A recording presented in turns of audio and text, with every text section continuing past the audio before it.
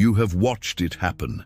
Someone sharper than the room stops replying. No fallout, no announcement, no dramatic exit speech. They simply recede, and the shore is left wondering what it did wrong. Then comes the familiar chorus. Depressed, under pressure, too proud, too sensitive, too difficult. The chorus is confident. The chorus is wrong. You know it because you have seen the same pattern in yourself. Slower replies, conversations you no longer want, fatigue when your phone lights up with a name that used to make you happy, the strange feeling of standing among people who love you and still feeling like a stranger. What nobody says clearly is this.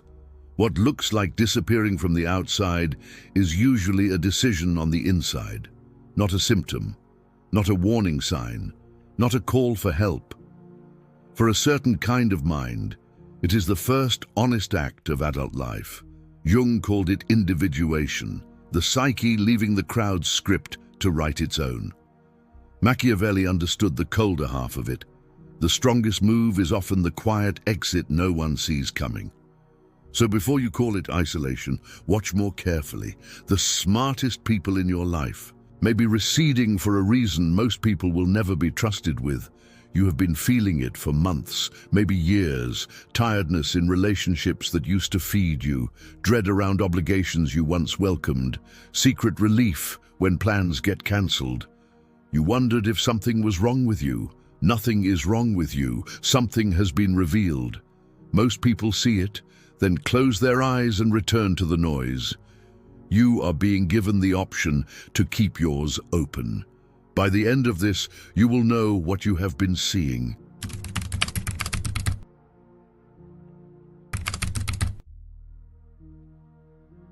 Read that carefully. Machiavelli was describing an asymmetry of awareness. The one who sees the game and does not announce it holds leverage the players cannot conceive of. The players think everyone is playing. The one who stops playing looks defeated to them, but has simply left an arena they are still trapped inside. That is how the world misreads intelligent people who quietly disappear. And the culture around you has a stake in that misreading. Every family, workplace, and social circle depends on participation. So when someone begins to withdraw, the system pathologizes it. Depression, antisocial, burnout, a phase. Any label will do as long as the problem is placed inside the person instead of the system. This is structural self-defense. By the end of what you are about to hear, you will understand why intelligent people must eventually recede from environments that once fit them, why that recession looks like collapse to almost everyone watching, and the single distinction between the one who disappears productively and returns transformed, and the one who disappears and simply stays gone. You are not going to miss that distinction. If these ideas resonate with you, hit that subscribe button for more top-tier content. Also, drop a quiet exit in the comments so I know you're ready. Let's dive in. Understand exactly what is happening in the mind of the intelligent person who has begun the slow withdrawal. It is not that they have lost interest in the people around them. It is that they have suddenly or gradually become aware of a specific mismatch that they were previously able to override.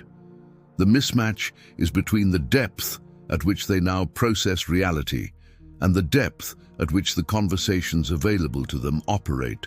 Something in their inner life has grown, and the environments that used to accommodate them no longer do. Not because the environments got worse, because the person got larger, and a person who has become larger than the container they used to fit inside has only two options. Shrink back into the container, which is what most people do, or begin the uncomfortable process of exiting it, which is what the intelligent recessive is choosing. You have felt the specific mismatch if this pattern is yours. You have sat in a conversation you would have enjoyed 5 years ago and felt in real time the internal report that this conversation is no longer nourishing anything in you. You have watched yourself go through the motions of laughter, of appropriate response, of adequate engagement, while a much older part of you sat behind your eyes and quietly measured the distance between what you were saying and what was actually alive in you. That distance is the specific interior signal that the withdrawal is beginning. It is not depression. It is not coldness. It is an accurate report from an instrument that has developed beyond the specifications of its current environment. And the more you override the report, the more exhausted you become, because overriding takes energy, and the energy has to come from somewhere. It comes from the specific well that you use to draw creative work from, or love from, or ambition from. It comes from the well you cannot afford to drain. Jung watched this pattern in his patients for decades. He noticed that at certain life stages, particularly around the middle of life, a specific movement began in the psyches of people who had, up to that point, been well adapted to their social roles. The movement was inward, and the movement was almost always, at first, misread by everyone around the person as pathology. They were becoming difficult. They were becoming distant. They were becoming, in some obscure way, not themselves. But Jung's insight was that they were becoming themselves for the first time. What had been called self up to that point had been a functional persona, a socially assembled entity that had served its purpose. Now the actual self, the one that had been buried beneath the persona since childhood, was beginning to demand its turn. And the demand always registered from the outside as loss. From the inside, it was the beginning of arrival. You have to understand what continuing costs, because most intelligent people are still, at this moment, paying the cost without knowing what they are paying. Continuing to show up fully with your original availability in relationships and environments that no longer match your interior produces a specific kind of psychological attrition. It is not dramatic. It is not immediately visible. It is the slow depletion of the interior resource that intelligent people rely on for everything that matters to them. Their capacity for deep work, their capacity for original thought, their capacity for genuine connection with the small number of people who can actually meet them at their level. All of these capacities draw from the same well, and every hour of forced participation in an environment that requires you to perform a smaller version of yourself draws from that well without replenishing it. Consider the specific texture. You go to the dinner, you participate in the small talk, you laugh at the jokes, you listen to the same complaint you have listened to for years from the same person who has no intention of changing anything about the situation they are complaining about. And when you get home, you feel a fatigue that is disproportionate to the physical effort of the evening. You attribute the fatigue to introversion, or to needing more sleep, or to the specific person who wore you out. You do not attribute it to what it actually is, which is the cumulative cost of running your interior at a bandwidth so far below its actual capacity that the underuse itself becomes exhausting. Ordinary minds do not experience this because ordinary minds are being used at capacity by the conversations they are having. Your mind is not, and unused capacity in a sufficiently developed mind does not simply sit patiently. It generates the interior static that you have been calling anxiety or restlessness or dissatisfaction for years. Here is where the shame begins to cycle, and I want you to sit with it briefly before I lift you out, because part of you right now is doing a specific piece of moral accounting. You are thinking about people who love you. You are thinking about people who have shown up for you. You are thinking about relationships that have earned, through years of accumulated goodness, the right to your continued presence. And you're wondering whether the pull toward withdrawal is a form of ingratitude, whether it is a betrayal of people who have done nothing to deserve your recession. That question is the specific hook that keeps intelligent people locked in environments they have already outgrown for years longer than they should be. Because the question presumes that the choice is between staying fully and abandoning entirely, and the presumption is false. The truth is quieter and more useful. Withdrawal is not abandonment. Recession is not rejection. The intelligent person who begins to disappear from the noise is not, in most cases, cutting anyone off. They are recalibrating the depth at which they can afford to be present in relationships that had previously required them to operate at a depth that no longer serves them. Some relationships will not survive the recalibration. That is not because the recalibration was wrong.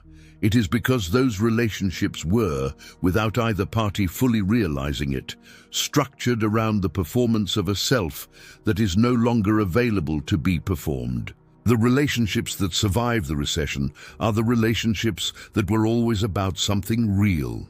The ones that do not survive were about something else. Both categories are useful information. Neither is a moral failure on your part. You did not become worse. You became actual. And actual people in this culture are always initially misread as deficient by the people who prefer the versions of them that were easier to manage. There is a specific frame that the culture around you has never given you clearly, and until you have it, the withdrawal you are living through or watching will keep looking like something it is not. The frame is this: social participation is not a moral virtue. It is a resource allocation. And every hour of social participation is an hour that was drawn from a finite bank of interior resources that also fund every other thing you care about: your work, your inner development, your intimate relationships with the small number of people who actually matter, your creative capacity, your physical health, your sleep. All of these are competing for the same underlying pool of energy, and every conversation you have is a withdrawal from that pool. Ordinary minds do not feel this because their pool is large enough to fund extensive social participation without noticeable depletion. Intelligent minds, particularly minds that have become intelligent in the specific way that comes from years of interior work, do not have that surplus. Their pool is deep but narrow, and every extraction from it registers. The intelligent person who has begun to withdraw is not withdrawing from people. They are correcting a resource allocation error that has been running, in most cases, for years. They have been overspending on social maintenance and underspending on the specific interior projects that only they can complete, and that die if they do not complete them. This overspending has produced in almost every intelligent person who eventually withdraws a specific, quiet grief.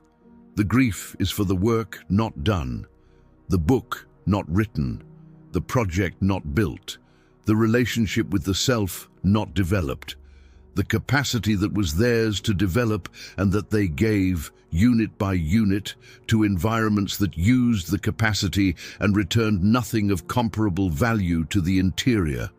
When the grief becomes conscious, the withdrawal becomes inevitable because the person can no longer, in good conscience, continue the misallocation once they have seen it clearly. Machiavelli understood this in the language of resources and positioning.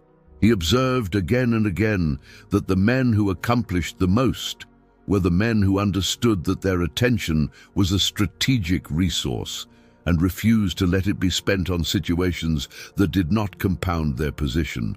This was not a moral teaching, it was an engineering one. A prince who allowed his attention to be scattered across every faction that wanted a piece of it was a prince who accomplished nothing. A prince who reserved his attention for the specific moves that shifted his actual position was a prince who arrived over time at outcomes the scattered prince could not conceive of. You are not a prince in Machiavelli's sense, but you are, in a much more real sense, the ruler of a specific and finite interior territory, and the same principle applies. Where you allow your attention to be spent determines what your territory produces. If your attention is spent maintaining social relationships that no longer feed the territory will produce less and less of what it was actually meant to produce. And the you who exists inside the territory will feel with increasing acuity the specific starvation of the underused ruler. Now here is where I have to break something for you, gently, because everything I have said so far, you may have heard fragments of before.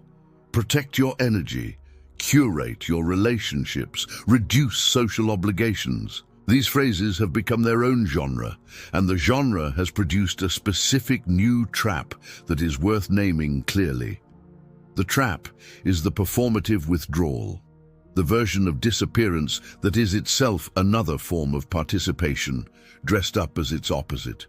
You know it when you see it, the person who announces at length that they are stepping back, the person who posts publicly about their new solitude, the person who tells everyone they are becoming more selective, and who is, in the very announcement, still spending the exact interior currency they claim to be protecting. Real withdrawal is not announced.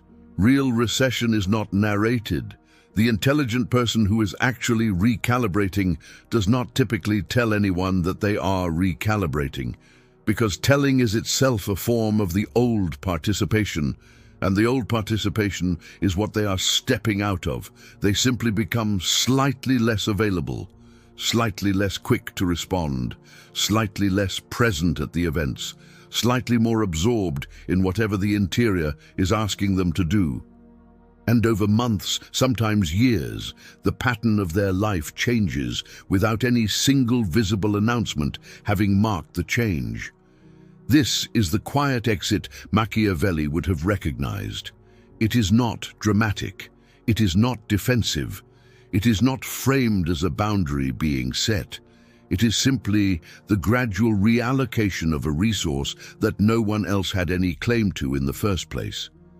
The people who love the recessive person adjust, or they do not, but the recessive person does not organize their withdrawal around whether the adjustment happens. That is the specific interior sovereignty that separates the real movement from the performance of it. If you have been performing withdrawal for a while now, without actually withdrawing, notice it without shame. The performance is a common stage. Most intelligent people who eventually recede spent a year or two performing recession before they actually began to recede. The performance is the mind's way of trying to get permission from the crowd to do something the crowd cannot give permission for. The permission has to come from inside. And once it comes from inside, the announcements stop, because the announcements were never about informing others. They were about trying to secure the internal permission that the announcements could not actually provide. The moment you notice you have stopped announcing, you have crossed the threshold. The withdrawal is now real.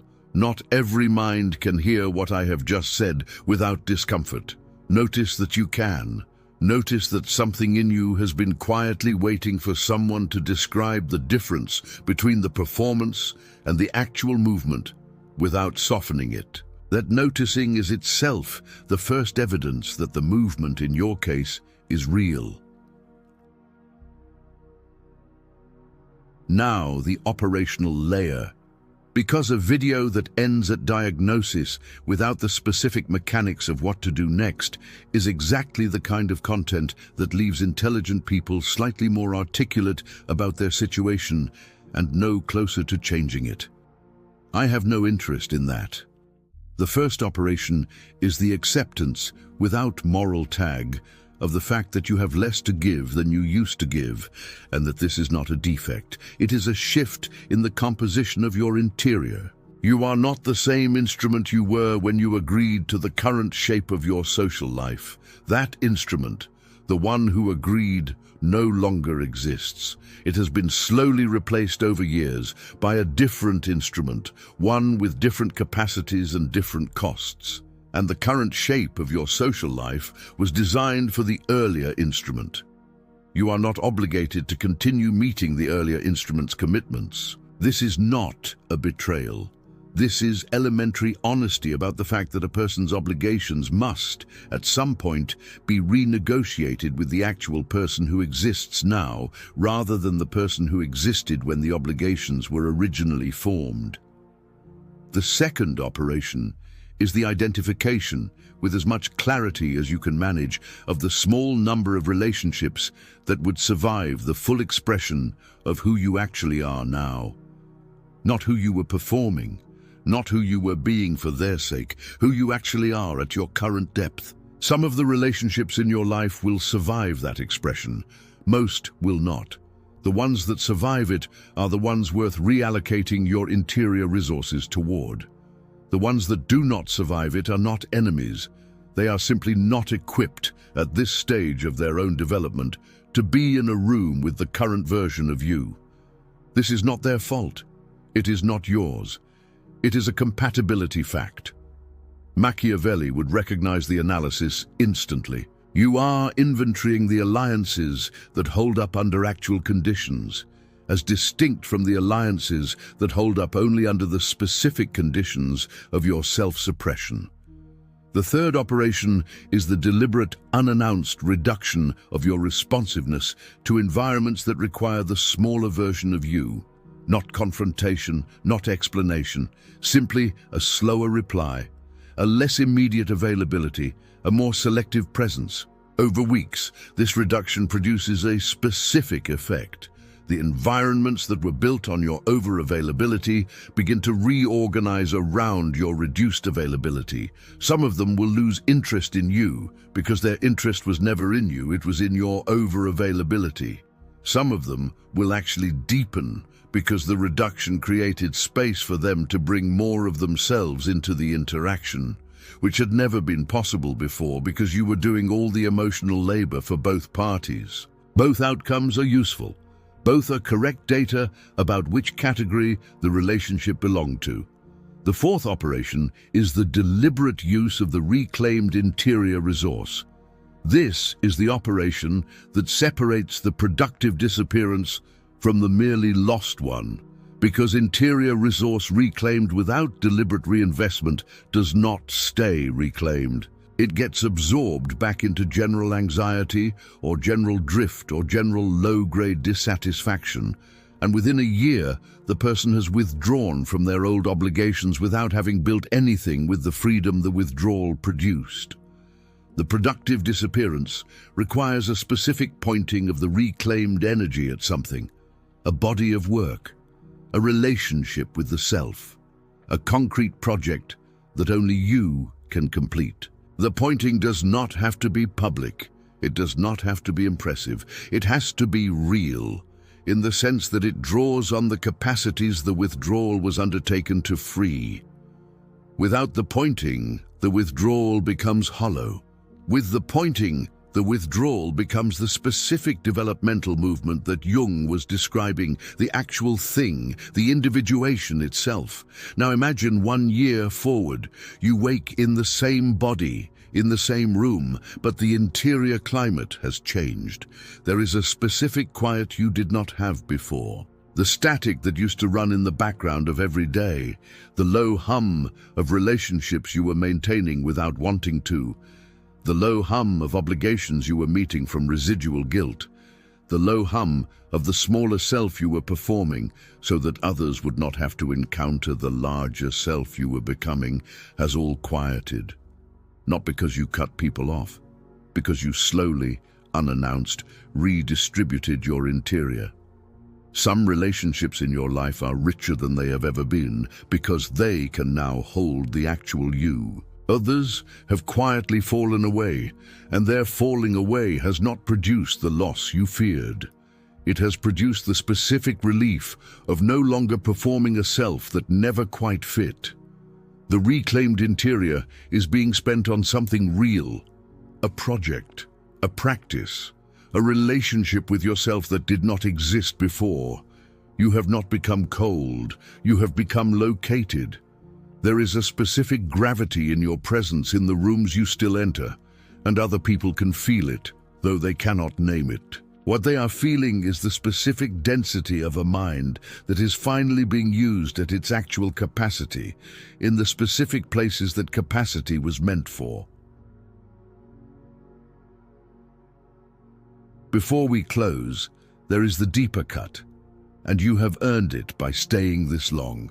Because everything I have said so far about the resource allocation, about the mismatch between the interior and the environment, about the productive withdrawal, is still, in a specific sense, describing the surface of what is actually happening. The deeper layer is this. The intelligent person who begins the quiet withdrawal is responding to a signal that most people never receive with clarity. The signal is the specific interior awareness that a life has only a certain number of years of high functioning, and that those years are being consumed at a rate that will not produce what the interior actually came here to produce. Once that signal has been received with full clarity, the withdrawal is not a choice. It is a necessity. It is the specific, unavoidable movement of a mind that has finally understood, in a way that most minds never do, that time is not infinite, that capacity is not renewable, and that the specific work only they can do will not get done if they continue to disperse their interior into environments that do not actually require it. This is the reason most people never receive with clarity, because receiving it clearly requires confronting the specific fact that you have already used up some of the years, and that some of what you were meant to do may no longer be recoverable. That confrontation is the specific reason most intelligent people who could withdraw do not. They cannot face the accounting, so they continue to disperse. They continue to show up. They continue to perform the smaller self, because the smaller self does not have to face the accounting. The larger self does. And the larger self, once it has faced it, cannot go back.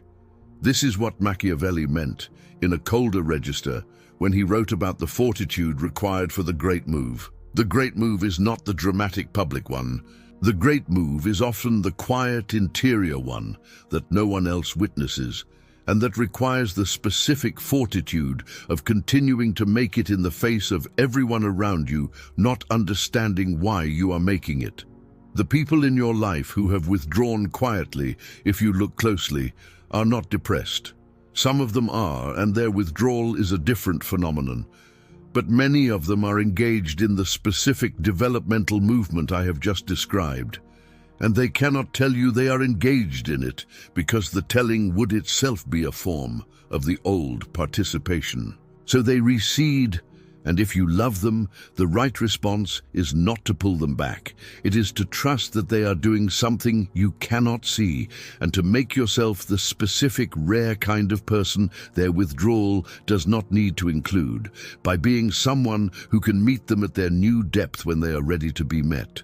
Almost no one in their life will pass that test. If you can pass it, you become one of the small number of people who accompany them into what they are becoming. If you cannot, they will still love you. They will simply no longer be reachable in the specific way you used to reach them. That is not personal. That is what it costs to become what they are becoming. And if the withdrawal is yours, the last thing I will say is this: you are not disappearing, you are locating yourself. The distinction is not visible from the outside, and it may not be visible to anyone in your life for years. But the distinction is everything.